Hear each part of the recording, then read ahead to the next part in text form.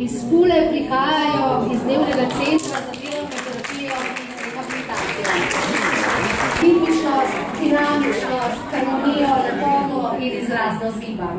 Večkrat nastopajo na festivalih in tudi oni sami so si sami izdelali istrske narodne noše, v katerih se nam danes predstavljajo.